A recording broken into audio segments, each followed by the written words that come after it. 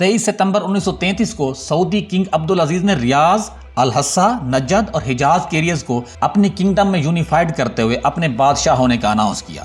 دلچسپ بات یہ ہے کہ اسی دن ہی یعنی 23 ستمبر 1933 کو ہی دو امریکن جیولوجسٹ ہوور اور ہنری سعودی عرب کے کیپٹل ریاض سے 400 کلومیٹر دور ایسٹرن پروونس کے دمام ایریز میں ایک مقامی بدو خمیس بن رمدان کے ساتھ اونٹوں پر سوار ہو کر آئل کی تلاش میں نکلے تو انہیں وہاں میلوں دور تک ریت کے علاوہ کچھ نظر نہ آیا۔ 1908 میں ایران میں آئل ڈسکور ہونے کے بعد مڈل ایسٹ کے ریجن میں آئل کو ڈسکور کرنے کی ریس لگ گئی۔ فرسٹ ورلڈ وار کے دوران جیولوجسٹ پریڈکٹ کرنے لگے تھے کہ سعودی عرب کے الحصہ ریجن میں آئل کے بڑے بڑے ریزرو ہو سکتے ہیں، کیونکہ انہیں وہاں بہت سے آئل سیپ ملے تھے۔ تیل کی کھوج لگانے کے لیے جیولوجسٹ کے آگے سب سے بڑا ایشو ریجن میں سیکیورٹی کی سچویشن تھی، کیونکہ اس ٹائم پہ ریجن میں رول کرنے والا آٹومن امپائر نہ صرف ورلڈ وار 1 میں الائز کے اگینسٹ لڑ رہا تھا، بلکہ عرب ریجن میں وہ لوکل ٹرائب یا عرب نیشنلسٹ سے بھی لڑ رہا تھا، جس میں ٹاپ پہ عرب کے علاقے ریاض کی السعود ڈائنیسٹی تھی، جو کہ آج کل سعودی عرب کی رولنگ فیملی بھی ہے۔ اس فیملی کے فارمر کنگ اور سعودیہ کے فاؤنڈنگ فادر شاہ عبدالعزیز نے سن 1933 میں امریکہ کی کیلیفورنیا پیٹرولیم کمپنی کے ساتھ تیل نکالنے کا ایگریمنٹ کیا۔ امریکن کمپنی نے ایسٹ میں جبیل نامی ایک چھوٹے سے شہر میں اپنا ایک چھوٹا سا کمپاؤنڈ تیل کی کھوج کی غرض سے لگایا، جہاں سعودی لوکل انہیں علاقے کا سروے کرانے کے لیے موجود تھے۔ اسی دوران 1932 میں بحرین کے جزیرے سے بھی آئل نکل آیا تھا، تو جیولوجسٹ سعودیہ کے ایسٹرن ریجن الحصہ، دمام اور نزدیکی ایریز میں آئل کا سروے کرنے لگے۔ 1933 سے 1938 تک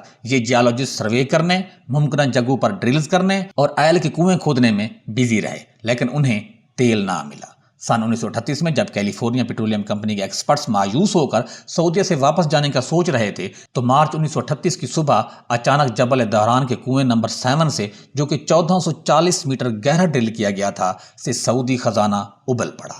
تیل کا اتنا پریشر دیکھ کر ایکسپرٹس کی آنکھیں پھٹی کی پھٹی رہ گئیں۔ سعودی تیل نکالنے کا سہرا امریکی company standard oil company of California کو جاتا ہے۔ پھر اس کمپنی کا نام California Arabian standard oil company رکھا گیا، جو بعد میں عربین امریکن آئل کمپنی یعنی ارامکو بن گیا، جو آج دنیا کی دوسری بڑی امیر ترین کمپنی ہے۔ ارامکو نے ایک سال کے اندر سعودی آئل ایکسپورٹ کرنے کے لیول تک نکال لیا تھا۔ آئل کو دمام سے ایکسپورٹ کرنے کے لیے دمام کی جبل دہران کی آئل فیلڈ سے سعودی پورٹ راس تنورہ تک ایک 69 کلومیٹر کی آئل پائپ لائن سن 1939 میں بچھا دی گئی تھی۔ 1939 میں کنگ عبدالعزیز ریاض سے دمام آئے اور پہلے آئل شپ کو ایکسپورٹ کرنے کے لیے خود روانہ کیا۔ یہاں سے ہی حقیقت میں سعودی عرب اکنامیکلی ڈیولپ کرنے لگا۔ دمام کے کنویں نمبر 7 کو سعودی ڈیولپمنٹ میں خوش قسمتی کا ستارہ سمجھا جاتا ہے۔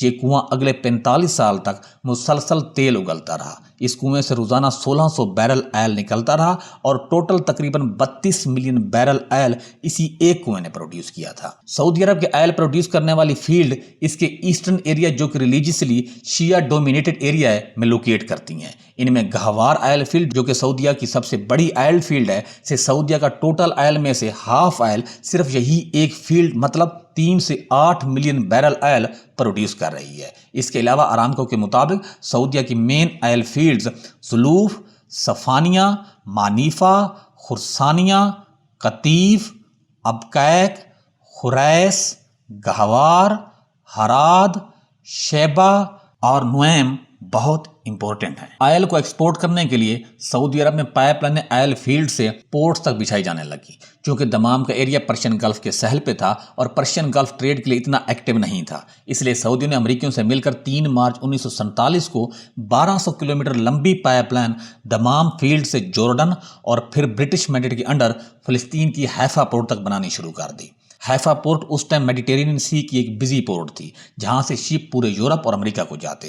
اس پائپ لائن کو ٹرانس عربین پائپ لائن کا نام دیا گیا، جو کہ اپنے ٹائم کی دنیا کی سب سے بڑی لمبی آئل پائپ لائن سمجھی جاتی تھی۔ لیکن 1948 میں اس ایریا میں اسرائیل دیش بننے کے بعد اس لائن کی ڈائریکشن موڑ کر جورڈن، سیریا کی گولان ہائٹ سے ہوتی ہوئی لبنان کی سیدن پورٹ تک لے جائی گئی۔ سیدن پورٹ سے پھر یہ آئل پورے یورپ اور امریکہ کو سپلائی ہونے لگا۔ اس کے ساتھ ساتھ آئل شپس پرشین گلف سے عربین سی، ریڈ سی اور سوئز کنال کراس کر کے میڈیٹرینین میں داخل ہو رہے تھے۔ 1956 میں سوئز کینال کرائسس اور پھر 1967 کی عرب اسرائیل وار کے بعد 8 سال تک سوئز کینال کے بند ہونے تک ٹرانس عریبین پائپ لائن ہی کے ذریعے ویسٹ کو آئل سپلائی ہوتا رہا، اور یہ پائپ لائن 3,40,000 بیرل روزانہ کی بنیاد پر آئل سپلائی کرتی رہی۔ 1967 کی 6 روزہ عرب اسرائیل جنگ میں جب اسرائیل نے گولان ہائٹس پر قبضہ کر لیا تو گولان میں یہ پائپ لائن اسرائیل کے انڈر میں آ گئی، تاہم اسرائیل نے ویسٹ کو جانے والے آئل میں کوئی رکاوٹ نہ ڈالی۔ بعد میں لبنان اور سیریا نے پائپ لائن کو ان کے علاقے سے گزرنے بارے زیادہ فیس کی ڈیمانڈ کرنے لگے، اور ادھر آئل کے سپر ٹینکر کے بننے کے بعد سعودی نے 1976 میں جارڈن سے آگے سیریا اور لبنان کی پائپ لائن سیکشن کو بند کر دیا۔ 1990 کی گلف وار میں جب جارڈن نے کویت کے اگینسٹ عراق کا ساتھ دیا تو سعودی نے جارڈن کے علاقے کی پائپ لائن بھی بند کر دی۔